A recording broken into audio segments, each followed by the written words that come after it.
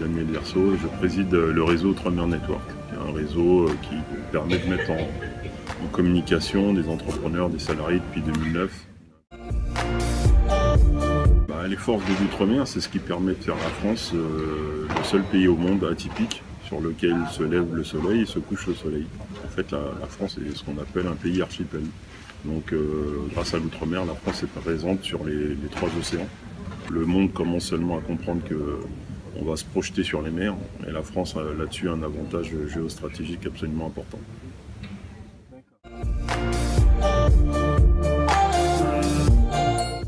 Je pense que c'est une bonne question parce que c'est certainement les territoires qui sont petits et où justement on peut faire cohabiter ces deux thématiques que d'habitude on oppose, et c'est faire du développement environnemental une vraie valeur ajoutée économique, que ce soit sur la production d'énergie autonome, puisque les territoires d'outre-mer se sont donné une visibilité de territoires 100% autonomes énergétiquement. Certains territoires sont d'ailleurs un peu plus en avance que d'autres, je pense à la Guyane, je pense à la Réunion. Et donc trouver ce mix énergétique entre le photovoltaïque, l'éolien, l'hydro ou la géothermie, ce sont des vrais enjeux de demain. On est sur des territoires petits, ça veut dire qu'en termes d'économie circulaire, traitement des déchets, voire utilisation des déchets pour produire de l'énergie, on est sur des champs d'expérimentation absolument fantastiques.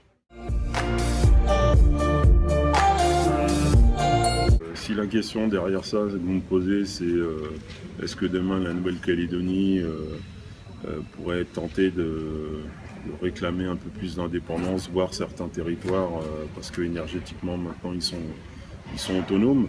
Je pense que la question qui va plutôt se poser, c'est la dépendance de ces territoires vis-à-vis de l'Hexagone, tant sur leur marché d'importation que sur leur facilité d'exportation. Comment on fait pour que le territoire le plus vendeur pour la Réunion, ce sera finalement l'Afrique de l'Est et pas l'Hexagone, ce sera l'Inde, la sous-région asiatique. Pour la Nouvelle-Calédonie, ce sera le Japon, l'Australie.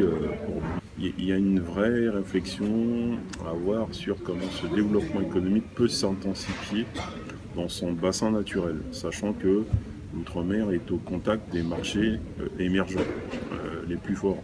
La plus grande frontière de la France, c'est pas l'Espagne, c'est la Guyane avec le Brésil.